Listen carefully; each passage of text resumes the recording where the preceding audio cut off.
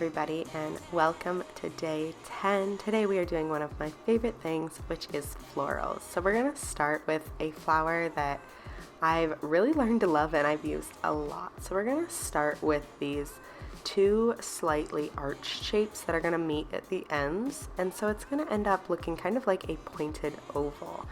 And then your bottom two petals are going to be these almost soft, I'm going to say they're a mix between a rectangle and a triangle, and then your top four petals will all be pointed, somewhat pointed oval shapes. And feel free to add more petals than I show in the video if you feel that it fills it in more.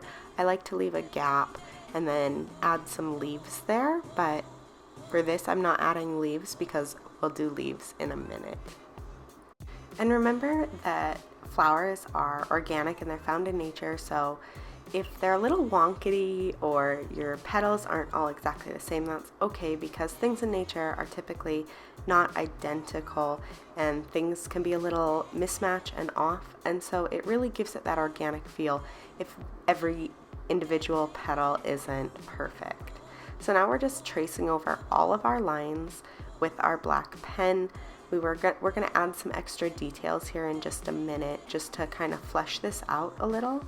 So my next step is going to be to add in these little ridges right along these bottom and sideways facing leaves. So those two bottom leaves and then the two that are kind of sticking out to the side. So these are the parts of the petal that are kind of turned up. So they're the underside of the petal that you would be seeing.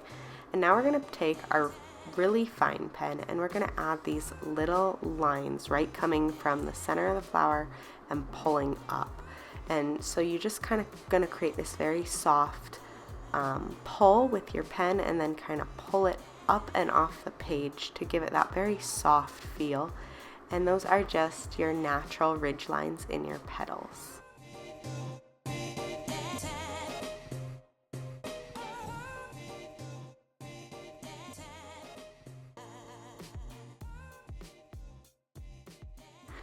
So moving on to our vine, start with just a line that you want to follow for your vine. So it doesn't have to look just like mine. I'm just using this soft S shape. And then the petals are going to be this same soft S shape. So you're going to pull your pen up and then bring it down a little and then curve it back up. And then you'll follow that same line on the way back down to meet the vine. This is a bit of a tougher shape to get down. I recommend that if you're not used to doing it or you're new to drawing florals, that you practice this shape because it can be a little awkward. And if one side feels really good and the other one doesn't, rotate your journal or your paper and make it work so that you're drawing it in the same angle as the side that works best for you. So now we're just going to take our black pen and we are just going to outline all of this. So draw your vine first so that you know exactly where all of the leaves on your vine are going to connect to, and then follow your S-shaped leaves.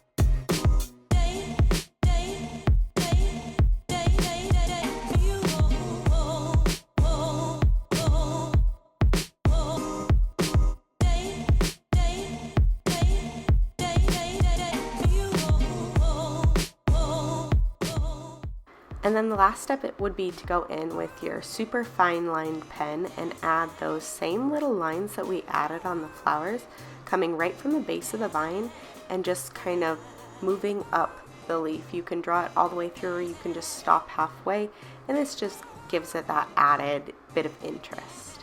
So let's move on to the leaves. So technically today you're getting 5 doodles because I just did 3 very basic leaves.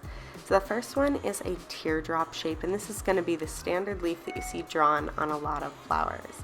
This next one is kind of a fun and abstract leaf. I like to do this when I am making like fall related spreads and like to have a bunch of different leaves. So I start with a heart shape, and then I add this little almost oval to the top, and then I'm showing you that same S-curved leaf here. So with the teardrop shaped leaf, just trace around the outside with your black pen, and then we'll add that center stem to it. So I like to do one line at the top and pull it down at a very, very slight angle, and then add a second line pulling down at a slight angle. So at the top it's very narrow, and then it kind of widens out as it hits the base of that leaf. Then go ahead and add your diagonal lines. In this one I am just doing parallel diagonal lines that are all evenly spaced, but you can play around with that, and we will here in these coming leaves. So for this next one, I am refining that shape because I don't want that very harsh point at the bottom of my heart shape. So I'm just kind of rounding that out, and then just rounding out these corners before going in with my pen and tracing over it. So now going in with my pen, I'm just going to trace over all these exterior lines.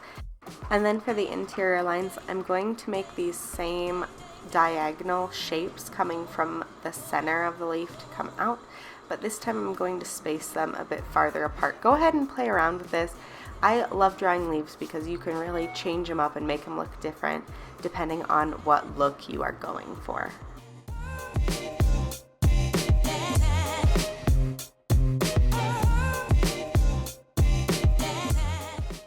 For the final S-shaped leaf, we are just going to trace over that outer shape with our black fine liner, and then we'll add the interior details. And on this one I want to make it a bit more realistic, as the other two are a bit more artsy. So similarly to what we did with the flower, we're going to create that extra ridge along one side, and that just kind of gives the leaf the appearance that it's kind of folded. And then we're going to go in and draw our interior line. So for this one, I'm not going to worry as much about matching up the sides, and I'm not going to worry about spacing all my little veins perfectly apart. I'm going to kind of let them flow organically, so some will be super close together and some will be a little farther apart. I love this look, and I think it's a little bit more organic, so pick a leaf that you really like and then you can roll with it.